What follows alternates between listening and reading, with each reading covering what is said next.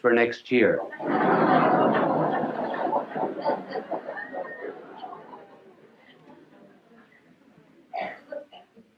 So I am not presenting myself as a model to you on how to talk. It's just merely that there have been so many letters coming to me asking me to give a few suggestions that I will give them to you. They are only personal. They may not apply to everyone, but I will give them to you for what they are worth. If I can talk now, I certainly couldn't always talk. There came a turning point in my life. It was in college when I was a freshman. I was on the debating team, which was in the college that I attended a great honor because they put a tremendous premium on debating. I thought I was good because, after all, I was picked as a freshman. I had to be good. And the night before the debate with Notre Dame University, the coach of our debating team, Father Bergen, called me over to his office and he said, "You are the worst talker we've ever had in this college." Well, that was a terrible shock to me. I said, "Well, if I'm so terrible, why did you pick me on the team?" He said, "Because you can think, not because you can talk." But he said, "You're going to learn to talk before you leave this room. Take a paragraph out of that speech, any paragraph you like." I remember we were talking on the Merchant Marine. I'll never forget, the paragraph began, "I think it needs no argument to prove," and so forth. So he said, "Stand up there against the wall," which I did. Now he said, "Go over that paragraph." At the end of it, he said, "Do you see your mistake?" I said, "No." "Go over it again." Went over it 1 hour, 2 hours, 2 hours and a half. I was dead. So was he. And every 2 or 3 minutes, when I finished it, he would say, "Do you see your mistake?" I said, "No." But being naturally quick, after 2 hours and a half, I saw it. He said, "Do you see your mistake?" I said, "Yes, I think I do. I'm not natural." He said, "That's right. That's all." And he dismissed me. You notice how often speakers, as soon as they get up on a platform, or ministers or priests in the pulpit, everything changes, their voice changes, their attitudes, their poses. I think many prayers that we say are, we're not talking to God. We're talking to an audience, particularly prayers at banquets, and inaugurations, and so forth.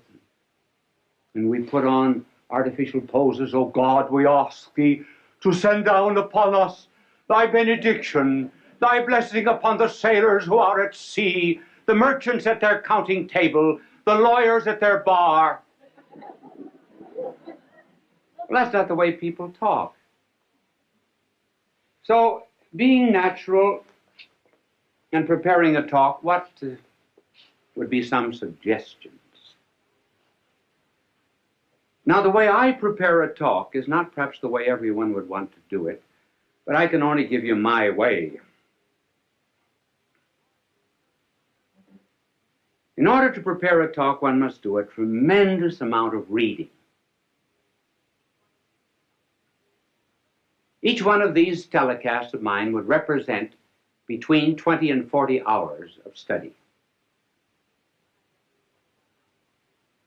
When I get through, what have I got? Nothing but a bits of yellow pages. I think I have one in my pocket. But before I show it to you, I will tell you what I do. I study, I do research, and I begin to understand the subject. Then, when it gets into my head, I begin to write out points. Generally just 3 or 4 points that I'm going to talk about. I will only write out the heading. And then I will tear up the paper. and then rethink what I was saying. So that when I prepare a telecast, there must be 20, 30 to maybe 100 pages that are torn up. And then the closer I get to the end, the smaller the pages are. This is this telecast. And I brought it out here, not because I'm going to refer to it, but just simply because it shows you the points, how small the points are. And by doing a tremendous amount of study, the mind creates an atmosphere for the talk. There is much more air round about us than ever gets into the lung. There's more food at the table than ever gets into our stomach.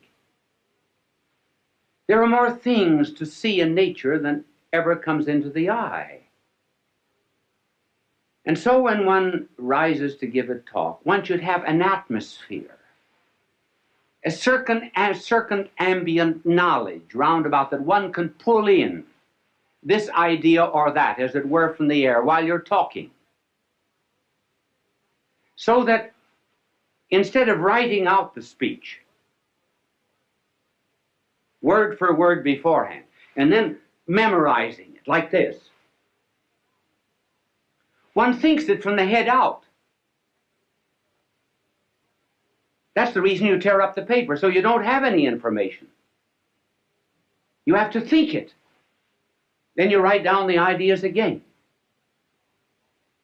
Well, by the time you get up to talk, you've already given the speech 10 or 15 times. And incidentally, it isn't a bad idea sometimes to talk out loud. If you can find a place in this day and age where you can walk and talk out loud without being counted crazy. How often, for example, students are asked to explain something. They think they know the lesson. When they get up, it's not there. And why? Because they were consecrated and dedicated to a dead page. Never went through their mind.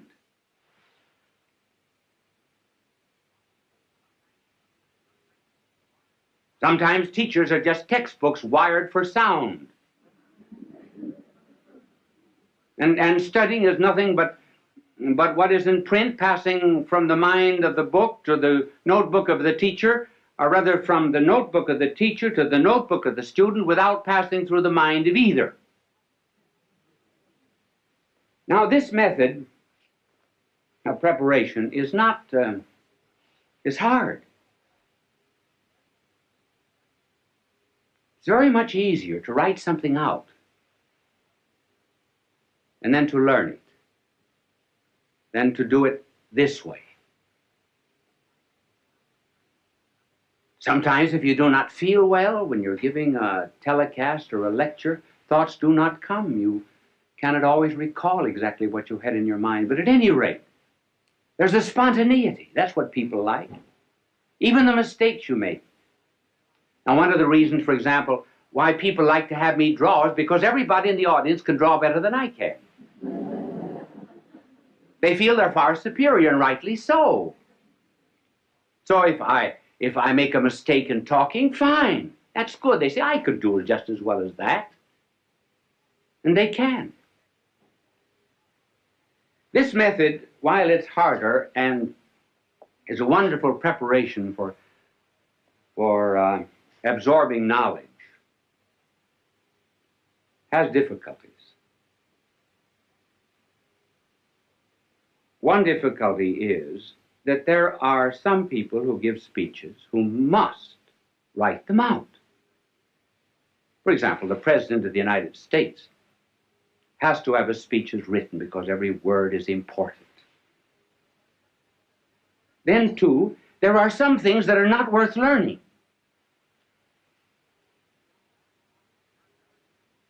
John Barrymore, for example, would commit all the lines of Shakespeare by heart. But when he played in comedies and cheap movies and so forth, he absolutely refused to learn anything. He wanted helps outside. Now, that's why people on television have to have aids that are outside. I do not use any kind of aid on the outside. If I read anything, I have it written out. Now, there are two main props that are used in television. And the first prop is what is called an idiot card. An idiot card is something that is written out so that you'll not forget it. Now, just suppose I were teaching you mathematics. Now, I would be reading off this idiot card. And I would say to this vast television audience, 2 plus 2 equals 4. 2 plus 1 equals 3. 3 plus 3 equals 6. See, I don't forget it that way. Wonderful, isn't it? Now, you can... thank you for the idiot card. It was not an idiot that held it. It's only the card that's an idiot. And it's impossible for people who are constantly appearing, for example, on television, to study their lines or their commercials. And so they have to have them written out on these cards. But you can always tell, if you just look closely at anybody who's using an idiot card, this is generally the way.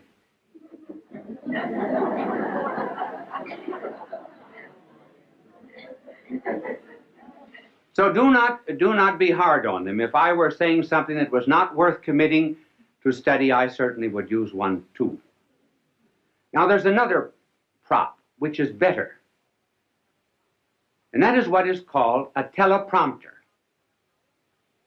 And a teleprompter will have a whole speech on it. For example, when you hear people giving speeches on television, 999 out of 1,000 are using a teleprompter if they do not have the paper before them. Many of the commercials which you hear are written on teleprompters. And a teleprompter rolls. Now, I was watching a television show once where the teleprompter got caught. And that's kind of hard. Now, for example, if I were using a teleprompter and I didn't know my lines, now this is exactly what I would have written out. My name is Bishop Fulton J. Sheen. My address is 366 5th Avenue, New York. See, then I don't forget. Now, this is the teleprompter. These are some of the aids that are used in television, and television simply could not exist without them. And they are helpful, too, simply because one is apt to forget. Many times, you're standing before a television camera, momentarily I can't think of the next point. Well, I'll throw in a story or something till it comes back to me. You don't know it, but I do. I don't get too embarrassed. I don't get flustered because I can't remember it. I remember, I was giving a talk once in Ireland at the Eucharistic Congress. I've forgotten when it was, sometime, a long time ago. If there was ever a time in my life I wanted to do well, it was then. And I was reciting a poem that I know just as well as I know the Our Father. It was a poem written by an Irishman, Joseph Mary Plunkett. And the poem was, I see his blood upon the rose, and in the stars, the glory of his eyes. His body gleams amid eternal snows, his tears fall from the skies. I see his face in every flower. The thunder and the singing of the birds are but his voice. And carven by his power, rocks are his written words. And I forgot the next line. Now, the reason I forgot was because I had said something before that the audience seemed to have taken politically. I didn't want it to have political significance.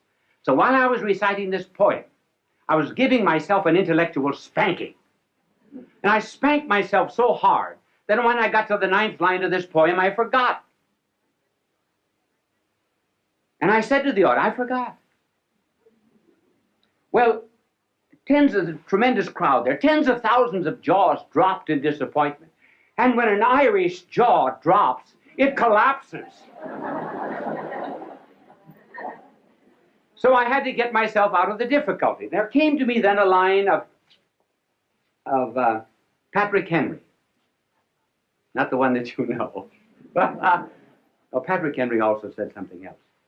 He said, when you're in difficulty in an oration, throw yourself into the middle of a sentence and trust to God Almighty to get you to the other end. And so I began. I didn't know what I was going to say, but I started. I said, I'm glad I forgot.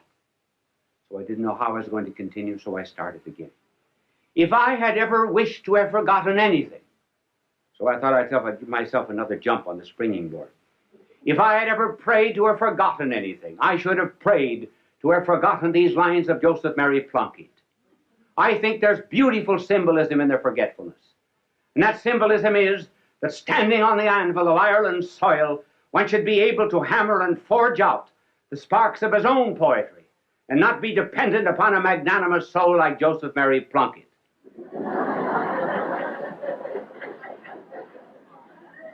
I got no credit for it afterwards because the audience said that was a great trick, pretending you forgot.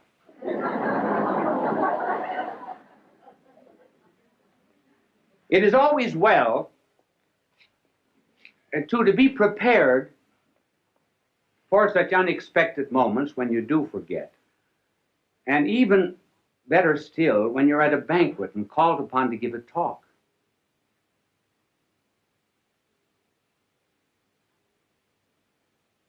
And you have to begin with something that is not too heavy. In fact, one should always begin with something that's not too heavy.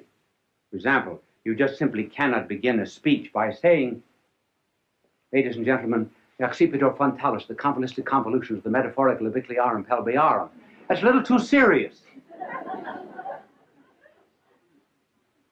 You have to start with something that's common to the audience. Now, I think the best story of all for being called upon to talk without preparation and unexpectedly was the delightful story of G.K. Chesterton. He was called on, and he said, during the days of the persecution of the Christians, 2 Christians were out in the Colosseum. And some lions that had been released for 12 days, had been starved for 12 days, were released in their cages. They bounded out across the Flavian sands, were about to precipitate themselves upon the poor Christians.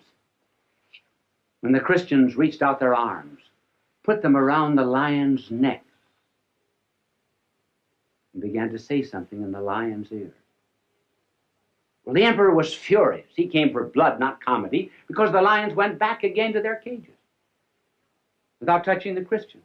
So the emperor, being furious, ordered other lions that had been starved for 4 weeks released. They bounded out after their prey, were about to precipitate themselves upon the Christians, and the Christians reached out their arms, put them around the lion's neck, whispered something in the lion's ear, and the lions left them and went back again to their cages. The emperor sent for the Christians. What are you doing to my starving lions? Nothing. Nothing but whispering something. But what do you whisper? The Christian said, we say, after this meal, you have to give a speech.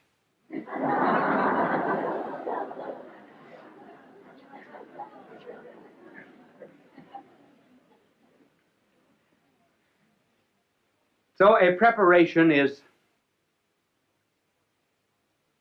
the most important part of the talk. And then as regards delivery,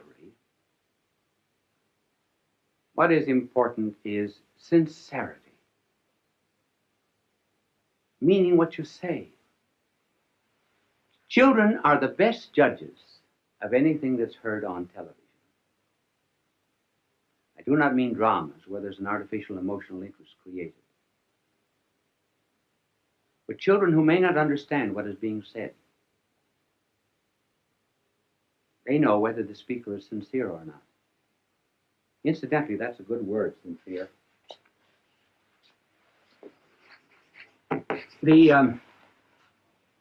When the Romans put up their many marble columns in their temples and their courts, they sometimes would find marble that had a flaw in it. So they would fill it up with wax and color it. Wax in Latin is cera. If they found a perfect marble that had no need of artificial filling, then it was called sine in Latin, means without wax, or sincere.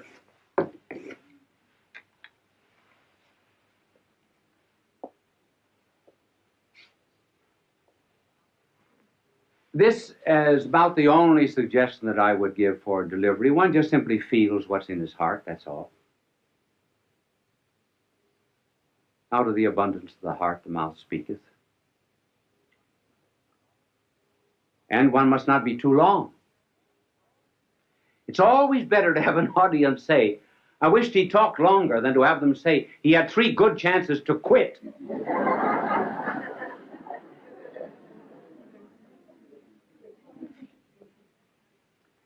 And then in the communication of any idea, the secret of a good talk is the secret of fire.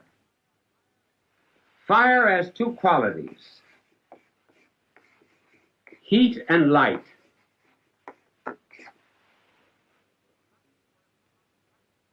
The light corresponds to the truth.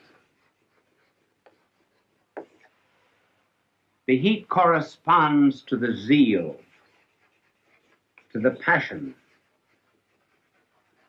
to the fire.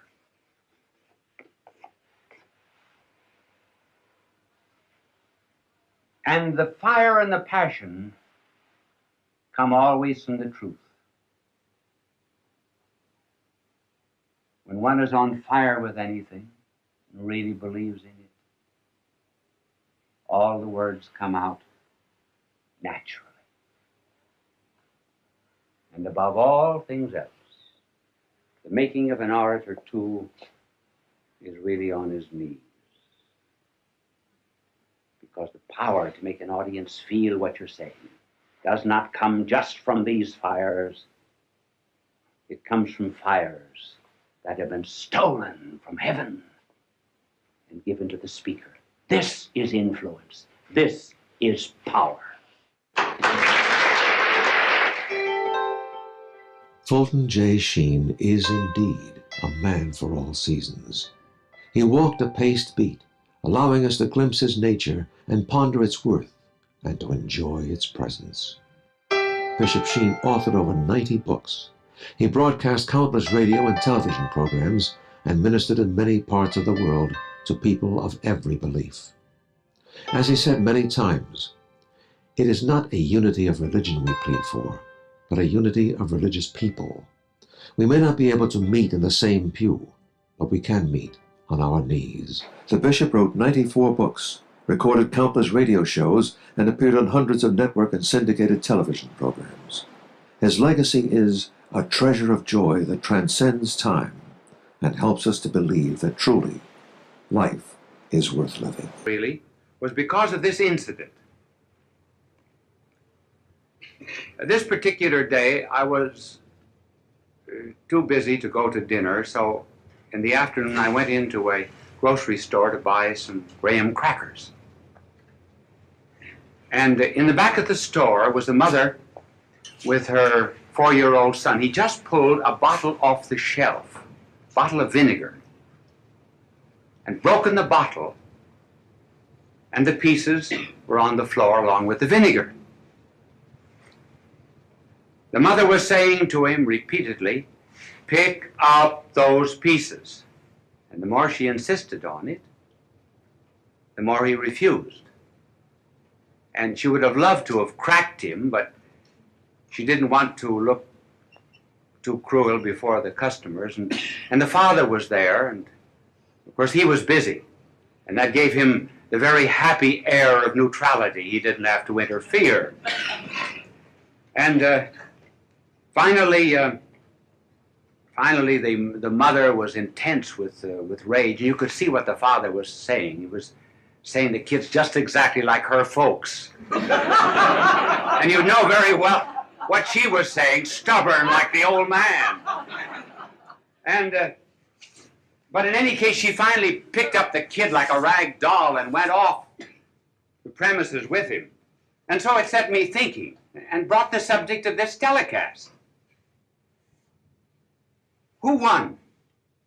The child or the mother? The child didn't pick up the pieces. He was weak, but he had resort to tears, which is always the last resort of weakness.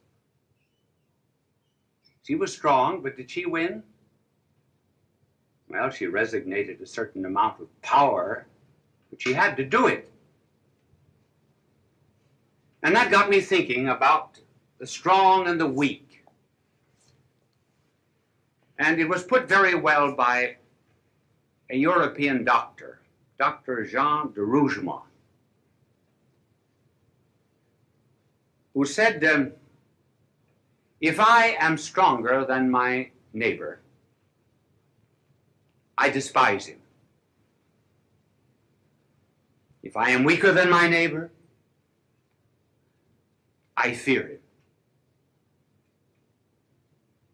If I am equal to my neighbor, I resort to subterfuges to escape obedience or to assert my superiority. So that brings up the problem,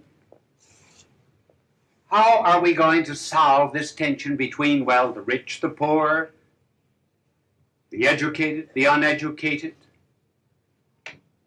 and the strong and the weak? For example, when the rich help the poor, perhaps they're obsequious, and then the poor are humiliated. Learned people are impatient with those that are ignorant. And the ignorant people, too, are humbled very often when taught by those that are wise. So what's the answer? Well, the answer is caring.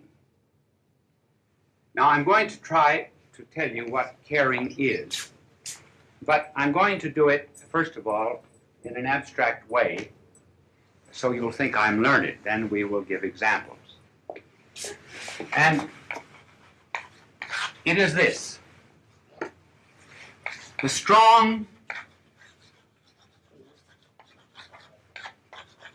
must feel their weakness.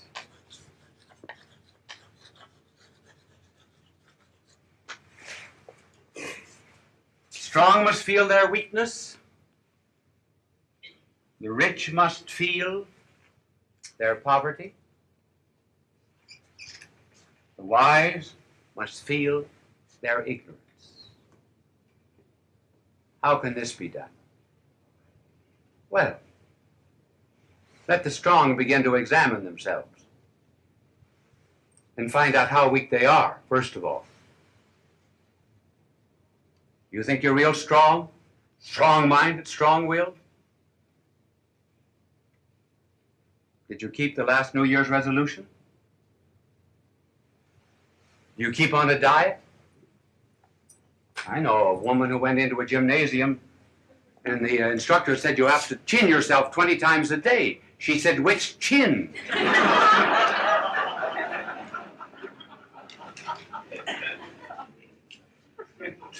And so the strong must ask themselves, have I been able to overcome certain habits, for example? When cocktails are free, can I resist the third? If I smoke, would I ever give up a package of cigarettes a week, say, for the poor? And then as regards the rich. You know, the angel just cleaning my backboard, I noticed his halo was on crooked tonight. And then the same is with the rich. Let them look into themselves. They really are poor. What virtue have they? Charity? Justice? When they examine themselves, they find themselves on the inside really nothing but rags. Oh yes, they've got something in their pocket. And the wise? They know all the books, yes. But do they know the meaning and purpose of life? So, just as soon as a strong man begins to feel his weakness, then you have a decent kind of equality. Then it's not based on law. It's not based on legal fictions. It's based really on caring and on loving. Notice how that comes out when a person has to have an operation. Go before a doctor. One doctor will say to you, "You'll have to have this operation. It's rather serious, but you'll be in skilled hands. Do not worry." And another doctor will say to a patient, "I had that operation. I came through it." Immediately there's a rapport, a relationship, a likeness, an understanding. No superiority. So there need not be in this relationship of caring any such thing as Pharisaism, moralism, looking down the nose at anyone, simply because one really cares. Now let us apply this to ourselves. We say, well, how can we do that? How can a strong man begin to feel his weakness and so forth? Well, and how can I act toward others in that charitable fashion? Well, let us begin asking ourselves, aren't there moments when I hate myself? I know that I'm rotten on the inside. The water cooler in the office. I complain and talk in a nasty fashion about someone. Looking back over my life, it's been spoiled. Weakness, things to be hated, but I sure like myself. So when you go into a room, despite the fact that you've often said to yourself, "Oh, I hate myself for that," but you take the easiest chair in the room, don't you? When you go into a restaurant and you don't like a certain kind of food, do you order it? Though you hate yourself? Now, for example, I don't like chicken.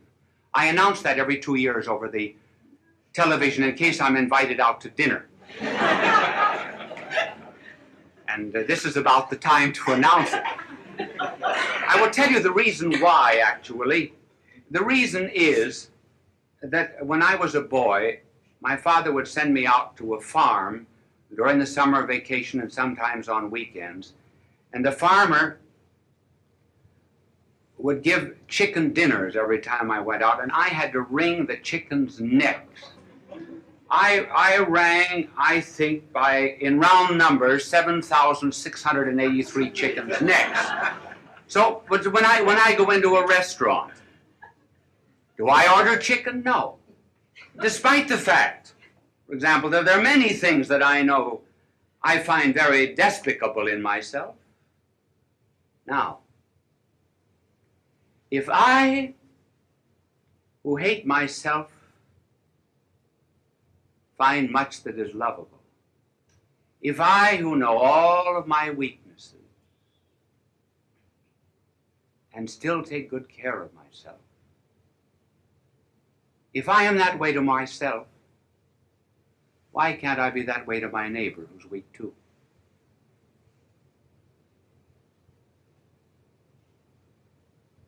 If I have money and he does not have any, and I know on the inside how poverty-stricken I am as regards goodness, why can't I be good to him and he's poor?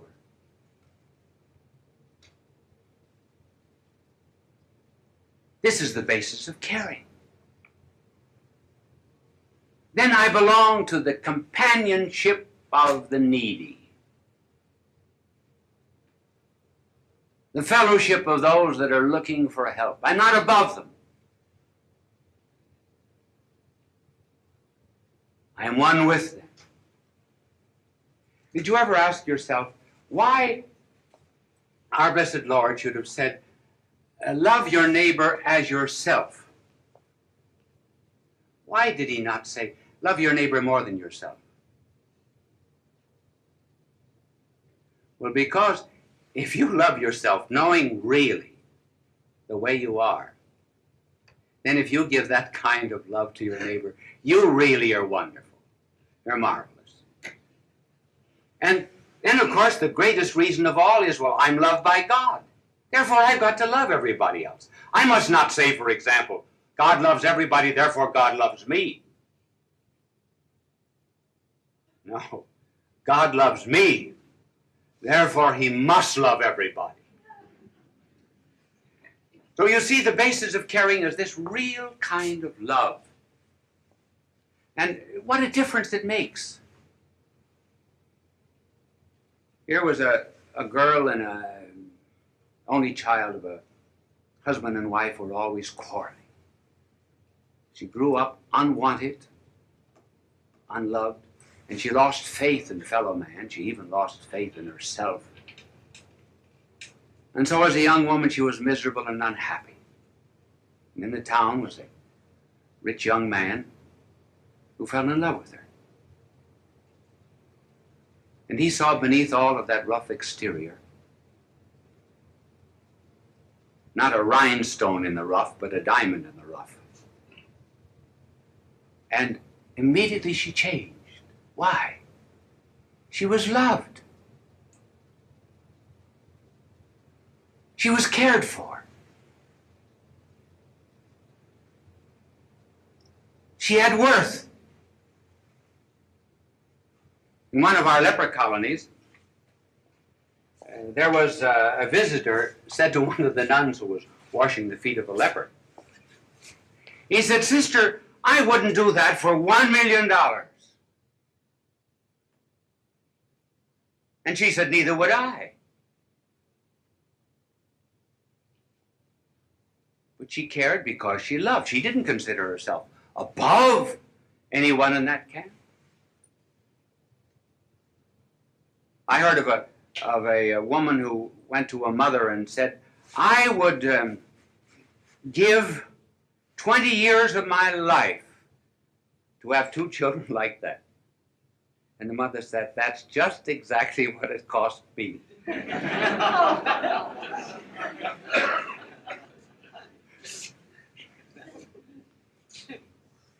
So the inspiration, therefore, is love. And I wonder if in this day and age, why it is popular to say that God is dead. They say it's a question of semantics. I think it's a question of optics, not semantics. Not a question of words, it's a question rather of what we see. It is not God that is dead. It is love that is dead. Love.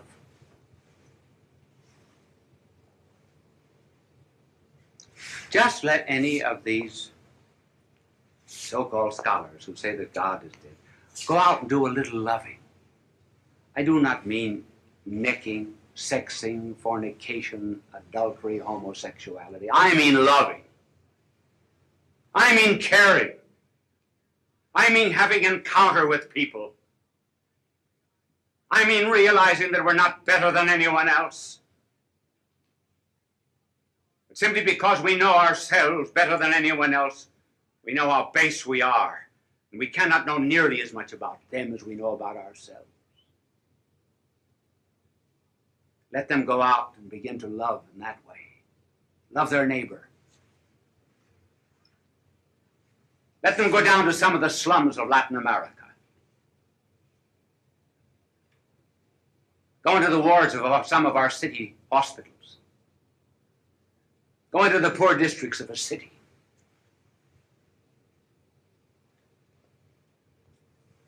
Let them begin to care for people.